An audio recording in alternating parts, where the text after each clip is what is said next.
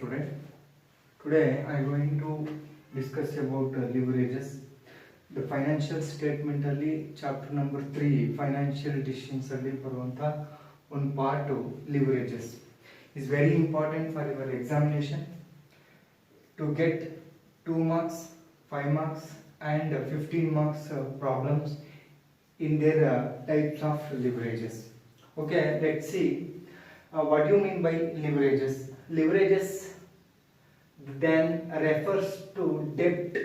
According to this concept, no need to apply more amount of debt in the capital structure in order to increase the earning per share. Capital structure ಇಂದ earning per share ನ ಯಾವ ತರ ನಾವು increase ಮಾಡ್ಕೋಬೇಕು, ಮತ್ತೆ ಯಾವುದೇ ಒಂದು company ಒಂದು ಪ್ರಾಜೆಕ್ಟ್ ಮೇಲೆ ಇನ್ವೆಸ್ಟ್ಮೆಂಟ್ ಮಾಡಬೇಕಾದ್ರೆ ಡೆಪ್ಟ್ ನ ಎಷ್ಟು ಡೆಪ್ಟ್ ನ ಅಡಾಪ್ಟ್ ಮಾಡ್ಕೋಬೇಕು, ಮತ್ತೆ ಆ ಡೆಪ್ಟ್ ಯಾವ ರೀತಿ ರಿಕವರಿ ಆಗುತ್ತೆ ಅನ್ನೋದನ್ನ ನಾವು ಕ್ಯಾಲ್ಕುಲೇಟ್ ಮಾಡಿ ನೋಡೋದಕ್ಕೆ ಈ ಲಿವರೇಜಸ್ ಅನ್ನ ನಾವು ಫಾಲೋ ಅಪ್ ಮಾಡಬೇಕಾಗುತ್ತೆ. There are 3 types of leverages: the operating leverage, the financial leverage and combined leverage or joint or composite leverages. ಇದು 3 types of leverages. 2 marks ಕೇಳಬಹುದು.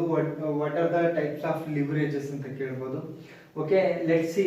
ನಾವು ಇವಾಗ ಫಸ್ಟ್ ಆಪರೇಟಿಂಗ್ ಲಿವರೇಜ್ ಅಂದ್ರೆ ಏನು ಅಂತ ನಾವು ತೋರಿಸೋಣ.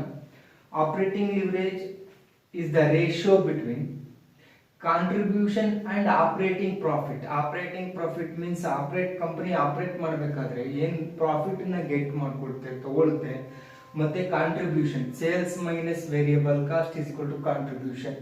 ಸೇಲ್ಸ್ ಮಾಡೋದ್ರಲ್ಲಿ ವೇರಿಯಬಲ್ ಕಾಸ್ಟಿನ ಏನು ಅಡಾಪ್ಟೇಷನ್ ಇದೆ, ಆ ಅಡಾಪ್ಟೇಷನ್ ಇಂದ ಬಂದಿರುವಂತ ಪ್ರಾಫಿಟ್, ಕಾಂಟ್ರಿಬ್ಯೂಷನ್ ಮತ್ತೆ ಆಪರೇಟಿಂಗ್ ಪ್ರಾಫಿಟ್ ನಡುವೆ ಇರುವಂತ ಡಿಫ್ರೆನ್ಸಿಯೇಷನ್ ಅನ್ನ ಆಪರೇಟಿಂಗ್ ಲಿವರೇಜ್ ಅಲ್ಲಿ ನಾವು ನೋಡಬಹುದು. ಇದು ಇನ್ನೊಂದು ಹೆಲ್ಪ್ ಮಾಡುತ್ತೆ. It helps to measure the business risk. ನಮ್ಮ ಬಿಸ್ನೆಸ್ ಅಲ್ಲಿ ನಾವು ಇನ್ವೆಸ್ಟ್ಮೆಂಟ್ ಮಾಡಿರುವಂತ ಕ್ಯಾಪಿಟಲ್ ಅಲ್ಲಿ ಎಷ್ಟು ರಿಸ್ಕ್ ಇದೆ ಅನ್ನೋದನ್ನ ತೋರಿಸುತ್ತೆ. ಆ ರಿಸ್ಕ್ ಎಷ್ಟಿದೆ ಅನ್ನೋದನ್ನ ನಾವು ನೋಡೋದಕ್ಕೆ ಆಪರೇಟಿಂಗ್ ಲಿವರೇಜ್ ನ ಕ್ಯಾಲ್ಕುಲೇಟ್ ಮಾಡಬೇಕಾಗುತ್ತೆ. ಆಪರೇಟಿಂಗ್ ಲಿವರೇಜ್ ನ ಕ್ಯಾಲ್ಕುಲೇಟ್ ಮಾಡುವಂತ formula operating leverage is equal to contribution divided by EBIT. EBIT means earning before interest and tax. Tax ನ ಲೆಸ್ ಮಾಡೋದಕ್ಕಿಂತ ಮುಂಚೆ ಅಥವಾ ಇಂಟ್ರೆಸ್ಟ್ ನ ಲೆಸ್ ಮಾಡೋದಕ್ಕಿಂತ ಮುಂಚೆ ಕಂಪನಿ ಗಳಿಸಿರುವಂತ ಆದಾಯ ಎಷ್ಟು ಅನ್ನೋದನ್ನ ನಾವು EBIT ಅಂತ ಕರಿತೀವಿ. R C means contribution divided by EBIT. Okay, how to be measure the business risk. ಯಾವ ತರ ಬಿಸ್ನೆಸ್ ರಿಸ್ಕ್ ಅಂತ ನೋಡಿ. ಬಿಸ್ನೆಸ್ 2 ಮಾರ್ಕ್ಸ್ ಕೇಳಬಹುದು.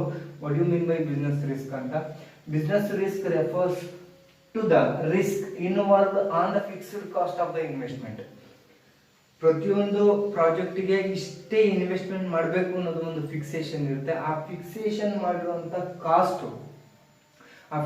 ಮಾಡಿರುವಂತ ಕಾಸ್ಟ್ ಅಲ್ಲಿ ಏನು ರಿಸ್ಕ್ ಇನ್ವಾಲ್ವ್ ಆಗಿದೆ ಅನ್ನೋದನ್ನ ನಾವು ಬಿಸ್ನೆಸ್ ರಿಸ್ಕ್ ಅಂತ ಕರಿತೀವಿ. Okay, let's next type of leverage, the financial leverage.